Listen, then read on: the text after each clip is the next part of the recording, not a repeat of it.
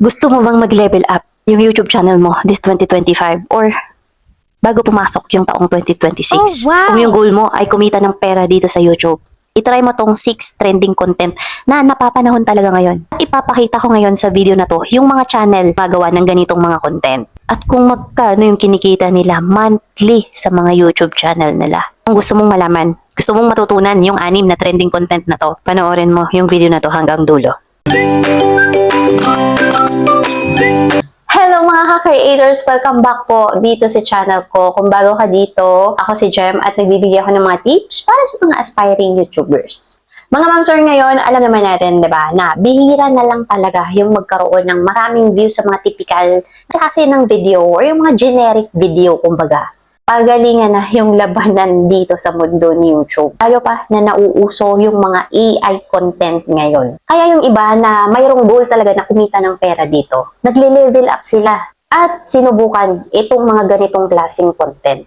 At marami na sa kanila ngayon yung sumasahod na. Okay, wag na nating patagalin to.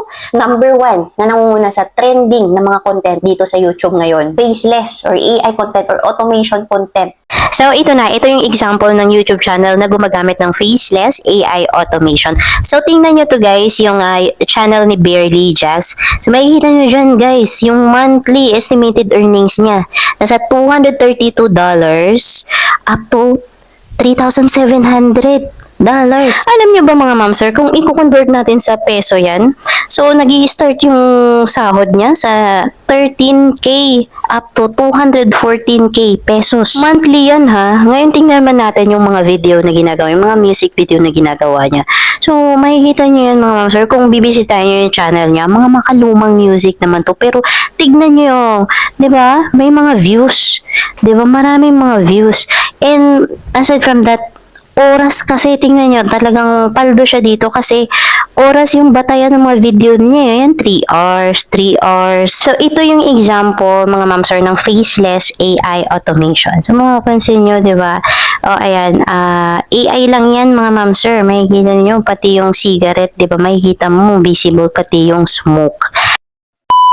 So, pangalawa na nagtitrending talaga ngayon is mga AI content pa rin, pero sci-fi automation naman.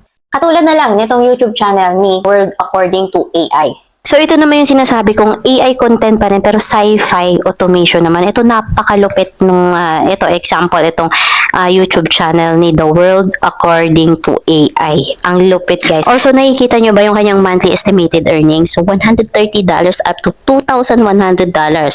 So, sa peso yan, 7,000 pesos up to 121,000 pesos monthly. Grabe naman itong mga to. Ako nga na maka 10,000 lang sa isang buwan, tuwang-tuwa na. Okay, ngayon naman bisitahin natin yung YouTube channel niya. Tingnan natin yung mga video na ginagawa niya. Okay, by the way guys, itong mga videos niya na to, ito yung example ng AI content na sci-fi automation. So ito, yung mga main character niya dito, ito yung mga gorilla na nagsasalita. And nakikita nyo po ba mga mamsir, yung mga views ng mga video niya na yan. So grabe, kaya masasabi ko, isa ito sa mga trending content talaga na papanahon talaga to ngayon. Itong mga AI, mga sci-fi automation. Ayan o, mga 4 months ago, pero grabe yung views. Hindi na ako magtataka kung bakit kumikita siya ng ganyan monthly. Ito, 3 months ago. Kita mo pa, paano niya nagagawa na magsalita yung gorilla? So, grabe yung gamit ng AI ngayon, guys. And I'm sure nung una naman, hindi rin nila alam kung paano gumawa niyan. Naniniwala pa rin ako, mga mamsir, na lahat talaga ay napapag-aralan. Kaya kung gugustuhin talaga natin, kaya natin. Tingnan nyo itong video niya 4 months ago, no? 2.6 million views. Talagang ako talaga siya ng revenue niyan. And pangatlo, na po pwede nyong subukan na nagtitrending din ngayon. Actually, noon pa to. And until now, trending pa rin to. And commentary. Ito, example yung channel ni Danny Gonzalez na. So, yung mga ano niya is yung mga internet trends na mga viral culture. So, yan yung mga topic niya sa video niya. So, makikita ninyo. And check natin yung kanyang monthly estimated earnings. So, grabe guys.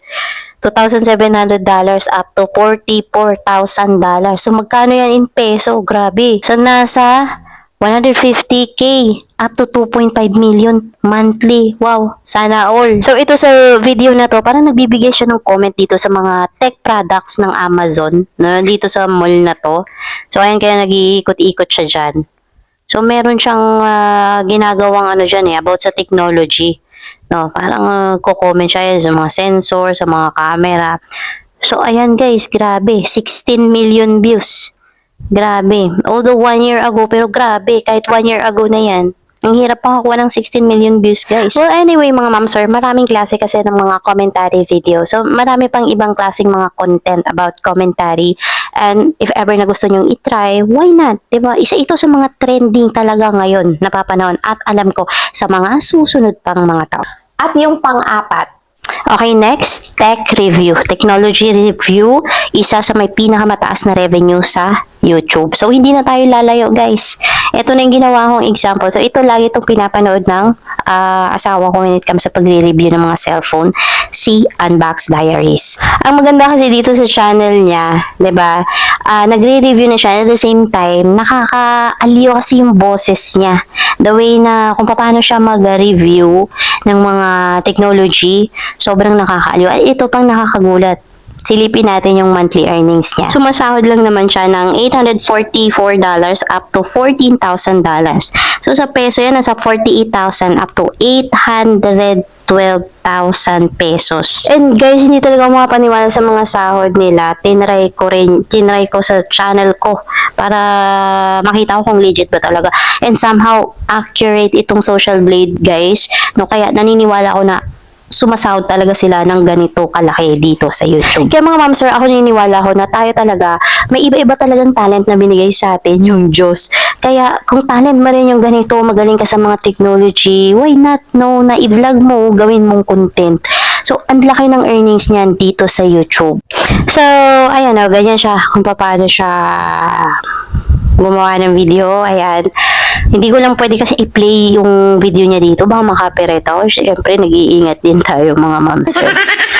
Pang-5, tutorial videos. Alam niyo mga ma'am sir, ever since naman, kahit noon pa na, yung mga tutorial videos talaga, isa yan sa mga patok or trending dito sa YouTube na hinahanap talaga mostly ng mga viewers, mga audience.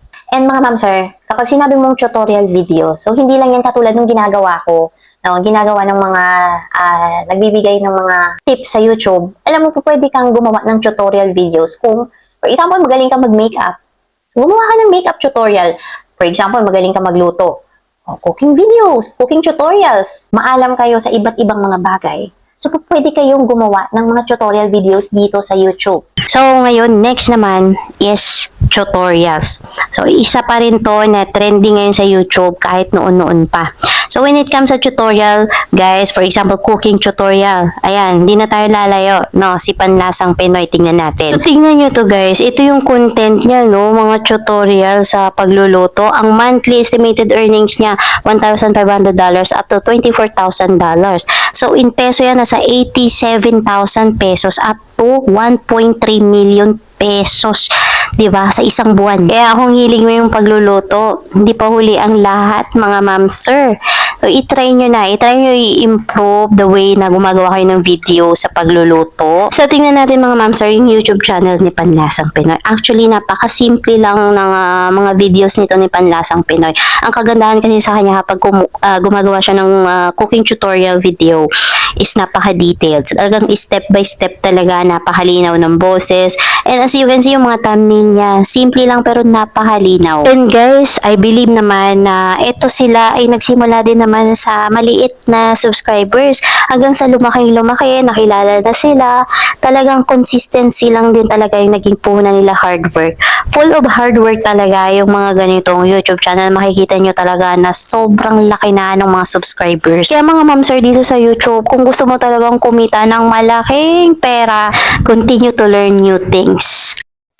At ang panghuli, ang pang-anim, horror storytelling content. Isa ito sa pinaka-trending ngayon. Example na lang itong YouTube channel ni Mr. Nightmare. Wow! Tingnan natin yung monthly estimated earnings niya. Meron siyang 4,000 up to $63,000. So mga ma'am sir, ang laki niyan. Sa peso, nasa 230,000 up to 3.6 million pesos. Sobrang laki ng monthly niya. No wonder bakit ang daming sumusubok ng ganitong content ngayon. And ang bilis lang din magkanda monetize ng mga channel nila. Talagang trending na trending to ngayon. So, tingnan natin yung YouTube channel nito ni Mr. Nightmare. Meron akong isang video niya na pinanood. And gumamit siya dito guys ng voiceover. Ayan, alam niyo may mga free naman na voiceover ngayon. So, pwede nyo gamitin lalo na kung nagsisimula pa lang kayo. And isa sa napansin ko sa video niya guys is ang ganda ng voiceover na nilalapat niya sa kada video niya na storytelling dito, no, sa mga horror storytelling na video niya. Very effective. Importante kasi yun guys when it comes dito sa mga ganitong niche, no, yung voiceover na gagamitin mo is kailangan very effective. And yan, makikita mo, very simple yung video niya, and yet, ang daming views.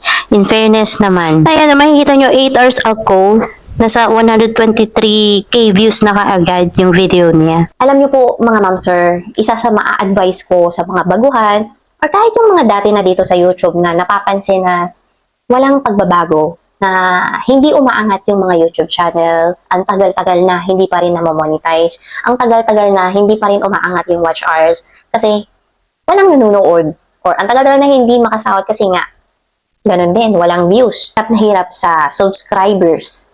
Huwag kayong matakot sa pagbabago, sa mga changes.